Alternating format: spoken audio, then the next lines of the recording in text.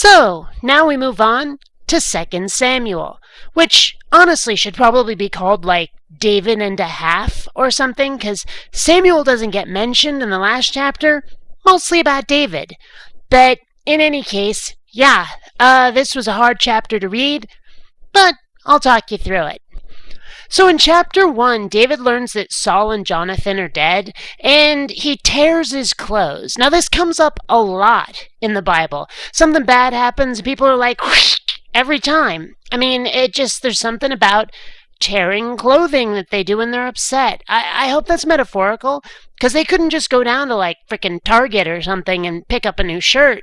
This stuff was hand woven. I mean, come on, if you're always tearing your garments, well, come on, how does that make sense, right? Now we have 1:19. The beauty of Israel is slain upon thy high places. How are the mighty fallen? So I wonder if this is, the origin of the how the mighty have fallen phrase. Just asking. So in chapter 2, God tells David to go to Hebron and bring both of his wives. And I'm sitting here thinking, when did David have wives? Last I saw, he was in this gay relationship thing with Jonathan, but I guess at some point he got married. And you'll notice, polygamy, just saying. And despite the fact that it sounds like they're in full-on retreat mode, like they're running from bad guys and shit, the people decide, hey, we're gonna make David king. So we're running, trying to get away from the bad guys, and oh, by the way, you're king. How does that make sense? And then Davy here, he sends messages to all these other kings and stuff, rulers over places with fucked up names like Jabesh Gilead. And they read the notes saying like, thank you for helping me out, thank you for your support in this war. And they go, wow, he's so polite. Let's make him king over us too. Wow, if that's all it takes to become ruler of some place, I love everybody. You're all wonderful. There, make me empress of the fucking universe. So, in 2:10, Ishbosheth, Saul's son, was 40 years old when he began to reign over Israel, and reigned 2 years, but the house of Judah followed David. Now, the only son of Saul I remember was Jonathan. Where did this Ishbosheth, I can't fucking pronounce it, do these guys give all their children names that sound like they have lisps in them? Seriously, but anyway, Ishbosheth, or Shemp, or whatever the fuck his name is, they never mentioned him until now, and somehow he's Saul's son, Jonathan's brother. Where the hell did that come from? Just asking. Now, 2:12-16 is really confusing. It sounds like a whole bunch of people, like Joab and Zeruiah and David's servants and stuff. They get together to watch live-action snuff films. I mean, seriously, I don't get it exactly what they're doing, but it sure sounds like they went down and watched the executions or something. Lots of people killing each other. This is a spectator sport, I guess. Who knew? So in chapter 3, David's side and Saul's side go to war, even though Saul has been dead for quite some time. And they fight and fight and fight. And then apparently David has a whole bunch of sons, no daughters, mind you, but about 6 sons in all. Okay. So that Ishbosheth guy gets cranky with Abner, son of Ner. Yeah, Abner, son of Ner. Ner, derp, derp. But anyway, yeah, I thought that the whole time I was reading this book was Abner, son of Ner. Anyway, so Ishbosheth accuses Abner of getting frisky with his father's old concubine. Ishbosheth's father is Saul. So, yeah, he accuses this Abner dude of getting frisky with Dad's old concubine. Don't know why that's a problem exactly. I mean, Dad's dead. Isn't she free to fuck around? But apparently it's a problem. So we've got something they say a fair bit in this book of the Bible that I don't understand, and I hope someone can explain it to me. It's chapter 3, verse 9. So do God to Abner, and more also, except as the Lord hath sworn to David, even so I do to him. What does it mean to do God to somebody? I don't understand that. I mean, there are so many possible things it could mean, bring someone to religion, or smite them, or create them. I don't know. What does it mean to do God to someone? And now we've got 3:14. And David sent messengers to Ishbosheth, Saul's son, saying, "Deliver me my wife Michal." Michal, I don't know how... you can see how it's spelled. Someone tell me how to pronounce that. "Which I espoused to me for 100 foreskins of the Philistines." How can you say that with a straight face? Bring me my wife that I bargained for with 100 foreskins. How do you say that without cracking up? So Joab gets it into his head that Abner, son of Ner, is a traitor and has him killed. And then David is like, whoa, that had nothing to do with that. You're on your own, buddy boy. Yeah, and then he makes Joab attend the funeral wearing a sack. Yeah, a frickin' like grain sack or potato sack to the funeral to punish the guy for, assassinating a man. Seems fair to me. Then Ishbosheth gets murdered in bed. Now, chapter 4 seems to be a recap of the death of Saul. And it also tells us about his lame son, Mephibosheth. Someone fell down carrying him as a child and, broke his feet or something. They never healed right. As far as I can tell, anyway. And so, yeah, Mephibosheth, the lame son of Saul. That's chapter 4. In chapter 5, all of the tribes of Israel show up to David's place to pledge their loyalty to him. So in 5:4, they explain to us exactly how long David's going to live, even though he doesn't die by the end of this book, so I don't know why they bothered. But yeah, he's going to live to at least 70 years old. Let's see, where is it? 5:4. David was 30 years old when he began to reign, and he reigned 40 years. You can do the math as well as I can, gang. Now in 5:7, I'm sorry, I've got to make fun of it just a little bit. Nevertheless, David took the stronghold of Zion, the same as the city of David.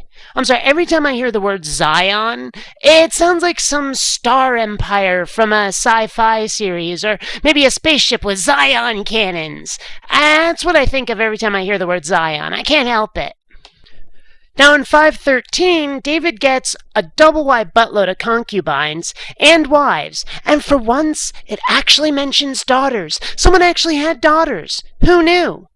David has, several dozen kids, it seems like, or at least 14, 15 kids. He has a lot. But yeah. Well, okay, not that many. From 5:14 to 16, it lists off the names of his children, and there's 11 of them. But still, 11 children. It's like that. They make TV shows about families with that many kids now, okay? That's a lot of frickin' kids. Then the Philistines get cranky again, because they're always causing war, and David says to God, should I fight these guys? And God gives him one hell of a pep talk. Naturally, they win. Now, chapter 6 up until verse 6 is really just plans for building some sort of a U-Haul for the ark, basically. They're going to transport it somewhere, and for 6 verses they explain to us exactly what kind of rig they make for it. Then after that, some guy named Uzzah watches the oxen jiggle around, and it looks like the ark's about to fall over, so he puts out a hand to steady it. And God, going, uh-oh, some dude touched my ark, zaps him, bolt from the blue. I'm sitting here thinking, what an ingrate. I mean, seriously, think about it. This guy watches a precious artifact, full of dust, mind you, dust from the shards of the original 10 Commandment tablets. It's about to fall over. They're about to lose all of their precious shit, right? This guy goes, oop, can't allow that, steady, right? Just puts his hand out and steadies it, and God says, you touched the ark, smite. And I'm sitting there going, okay, the guy just tried to help you. The guy just tried to do something to save your precious artifact, and you're zorching him? What kind of an ingrate are you? God's a dick. And in fact, David agrees with me. Check out chapter 6, verse 8. And David was displeased because the Lord had made a breach under Uzzah, and he called the name of the place Perez Uzzah to this day. Yeah. David's like, God, you did something nasty here. I'm going to honor the guy that you killed with, naming a city after him. Because, dude, all he did was try to save your ass, and you zorched him for it. David agrees with me here. So in chapter 7, God tells David to go build this house or castle or something for a guy named Nathan. right? Because apparently Nate's family is going to be like the next line of kings or something. So he says, David, build them like a house or a castle or something. That's chapter 7 for you. Chapter 8 is pretty much just David doing a double-wide buttload of military smiting of his enemies. More war. Because that's what most of this so far has been. This is how much I've read. Mostly war. Seriously. So in chapter 9, David says, I'd like to make friends with what's left of the house of Saul. So he sends for that lame kid Mephibosheth, or whatever his name is, and he, Mephi here, he goes all prostrate in front of David, like, oh, I'm not worthy. And David's like, no, dude, I'm going to give you back all of your father's lands, and then you and I can be best buds, right? And apparently Mephibosheth buys it. All right. So in chapter 10, the king of Ammon cacks it, and David says, oh, I'm going to be nice to his son, Hanun, apparently. We'll make friends. We'll be best of buds, just like with that Mephisto guy, or whatever his name is. And then we'll be one happy conglomeration of countries or something. But all of Hanun's people are like, no, he's up to no good. He's doing some sort of recon thing, He's being your buddy so he can stab you in the back later. Now, in chapter 10, verse 4, I have no idea what they're trying to accomplish. I don't understand this at all. Listen to this shit. Wherefore Hanun took David's servants, and shaved off the one half of their beards, and cut off their garments in the middle, even to their buttocks, and sent them away. Shadnuwala? What the hell are they doing? Does anyone understand what they're doing? It sounds like a fraternity prank gone horribly wrong. The rest of chapter 10 is really confusing, but as near as I can tell, David kicks a lot of Syrian ass, in front of the Ammonites or Ammonites or whatever, the guy he just made friends with there, kicks a lot of ass in front of them to show good faith or something. Yeah, it's like I say, this is actually one of the more confusing books of the Bible. I mean, it's a linear plot line unlike others, but so much stuff seems to happen for no good reason. I don't know. But apparently it doesn't even work. I mean, after they've smited a bunch of Syria, they go and smite Ammon. And it's like you were just trying to impress Ammon, and then you kill him? All of those people? Why? I thought they were supposed to be your friends. Wasn't that the goal? And now it turns into a total soap opera. So David gets up out of bed one night, and he walks out to the balcony and sees this girl who's bathing herself, and he totally does like a peeping Tom, right? And so he tries to find out who she is and discovers, hey, she's another man's wife. So naturally, he rapes her. He sends his messengers out, tells them, collect this bitch, bring her back to my bedroom, we'll boink like bunnies, and then, you just send her on her way. Naturally, of course, she ends up pregnant, so she sends a messenger to David to let him know, hey, you knocked me up. So then David contacts her husband and says, hey, get over here and wash your feet, which makes no sense, but the guy doesn't do it. I mean, is wash your feet a euphemism for something? I don't know, but the guy didn't do it. And David asks him, well, why aren't you going to do that? Why aren't you going to wash your feet in front of me? And the guy gives this confused explanation about people living in tents, so why should he go into the house? These people talk in riddles. They really do. So David says to Joab, hey, take this guy into the army and put him at the front lines of a battle and make sure he gets killed. And it works, and so he then goes and marries the guy's wife. Yeah. Nice guy, this David, seriously.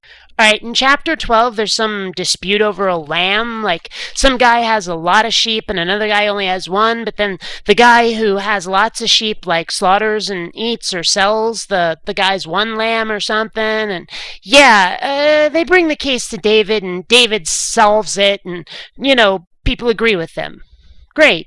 Wise leader, I guess. And I mean, Nathan agrees with the decision, and I swear, 12:7, he actually says, you the man. Well, no, okay, he says, thou art the man. 12:7, and Nathan said to David, thou art the man. Thus saith the Lord of God of Israel, blah, blah, blah, blah. But yeah, thou art the man. Dude. And then God comes down and says, hey, David, I'm actually cranky about that whole getting a man killed so you can marry his wife thing. So you're cursed. Except you're not cursed. No, your son is cursed. Which only seems fair. Oh, but even better, you know which son is cursed? Yeah, the son of the lady that David knocked up and had her husband killed. Boy, God gave her a great life, didn't he?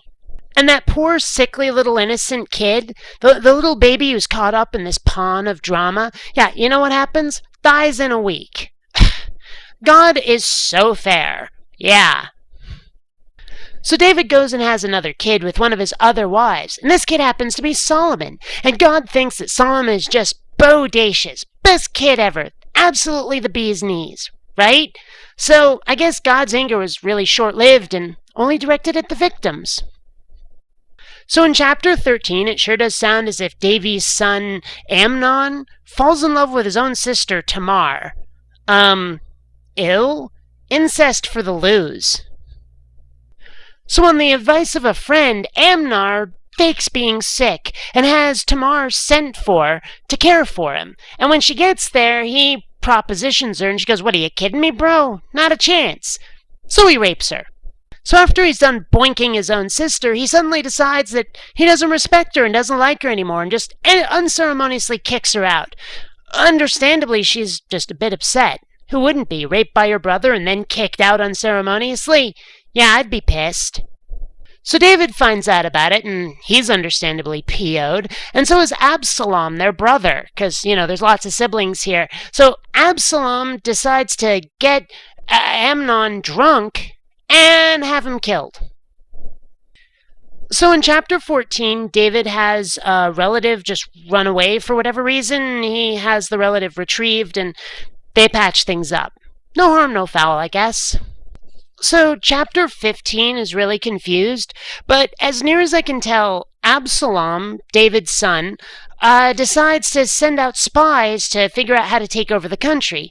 And David apparently flips out and goes, wow, we'd better get out of here or we'll be, overrun and killed, apparently. So David and his loyalists flee the country. In chapter 16, while they're wandering around, David and his people, he's got a friend named Ziba with him, apparently. They encounter a disgruntled relative of Saul who throws stones at them. In chapter 17, one of Absalom's people says, hey, I have an idea. Let's send out 12,000 troops, and we'll go overwhelm David's forces and capture and kill David, and then bring all of the peasants back to the kingdom. But when Absalom asks people for opinions, this guy named Hushai says, no, that's a horrible, horrible idea. Here, let me propose another plan. And then, while they're putting that plan into effect, Hushai goes and warns David of what's about to happen. So a guy with a really unpronounceable name, I can't fucking pronounce it, I'll put it up on the screen, but he's sent after David, and it doesn't work, and he loses, and so, despondent, he goes home and hangs himself dead. This guy, he can really handle losing, apparently. So, in chapter 18, they spend a lot of time talking about these thousands of people wandering with David in the desert, but they never really explain, how they organize it all. I mean, thousands of people just walking through the countryside. How did they eat? How did they sleep? How did they do any of this stuff? The logistics are not explained in here, and it just seems to me that 1,000 people, even 1,000, they talk about tens of thousands, would be really hard to keep organized. How do they work that? So they don't say with who, but apparently there's an enemy out there that they're about to go to battle with, and David's totally ready to lead his troops, and they all go, no, you're too important, you're our king. You can't go out with us. No. You stay in a safe place, we'll go fight the battle. So one of David's troopers spots Absalom doing a thing that they would love on America's Funniest Home Videos involving riding a donkey, a low-hanging branch, and his own head. The guy falls off, Absalom falls off, and, the trooper could have killed him and doesn't. And when they ask him why he didn't, he's like, kill the son of a king? This is David's son. I'm supposed to kill the guy. I can't do that. You're not supposed to kill the sons of kings. So Joab does it. Joab goes right up to Absalom and just stab. Yeah, Joab takes his matters into his own hands a lot. in this book. Seriously, the guy, he's like a force of nature, a loose cannon force of nature. Trust me on this one. When David hears about the death of his son, I suppose it's only understandable that he goes on quite the crying jag. Yep. Now in chapter 19, Joab tells David to quit being such a freaking crybaby, because he's basically depressing all his people by doing it. And now we have chapter 20, verse 1. And there happened to be there a man of Belial, whose name was Sheba, son of Bichri, Benjamite. Yeah, whatever. Okay, I thought Sheba was like an Egyptian cat goddess or something. What do I know, right? But yeah, it seems that Sheba is taking over the revolution where Absalom left off. He's the new guy, helping to fight off David, apparently. So David, still kind of despondent over the death of his son, goes to his concubines, has them fed, and then has them locked up for life, and never has sex with them ever again. Nice man. And David is totally gay. I mean, seriously, he already had that relationship with Jonathan, now he's not having sex with his concubines. Seriously, dude didn't want to have sex with women at all. Trust me. And speaking of gay, let's talk homophobia here. There's a cousin of David's who tries to kiss Joab, so Joab kills him. And then with the help of a little old lady, Joab gets the citizens of a town where Sheba's holed up to cut his head off and throw it over the side, thus ending at least that part of the war. Now in chapter 21, there's 3 years of famine, and God tells David that it's like retribution for Saul, who's been dead for quite some time. So apparently the punishment for Saul, the retribution, was, delayed in committee or something? This makes no sense at all. I think it's much more likely God didn't really exist, there was a famine, and they blamed it on that it was spin. That's my guess, anyway. So in order to end this famine, David makes a bargain with the Gileadites to have 7 of Saul's children hanged for God, and that'll somehow end the famine. I mean, okay, 7 of Saul's children, who did nothing, by the way, all hanged in order to end a famine. Does that make sense to anyone else? Then they go to war with the Philistines again. I mean, there's no reason for any of these wars, they just do them.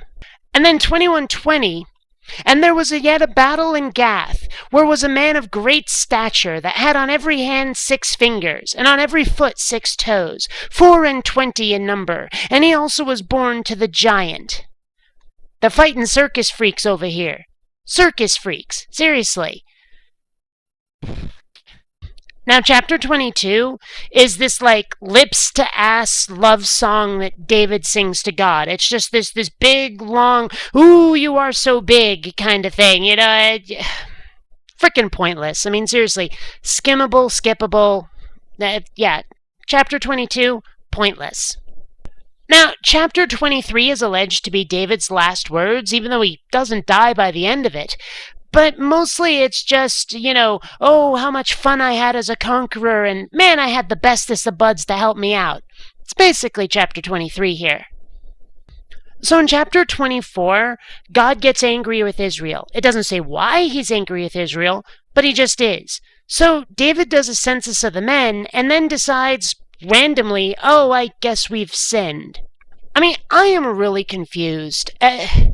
By this whole book of the Bible, I mean, they describe stuff that happens, they don't describe why. I feel like I'm getting half the story. Like, they assume that you know things you don't know, or something, I don't know, or there's shit going on behind the scenes that I'm just not privy to.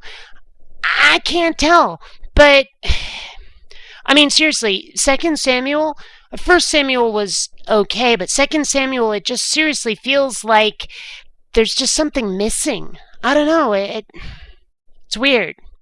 So God gives David a choice of things, horrible things that can happen in order to atone. There can be 7 years of famine, 3 months of running away from your enemies, or 3 days of pestilence. David picks the 3 days of pestilence, and 70,000 men die. Yeah! Then David builds yet another altar to God. The end! What am I supposed to say about 2 Samuel? It's confusing, it's brutal. I I don't know, man. This was one of the hardest reads I've had. I know I say that for every chapter, but I mean, seriously, by comparison, First Samuel, worlds easier than this shit. That just flew by. But Second Samuel, ugh, endurance trial. It's taken me nearly a week to read it.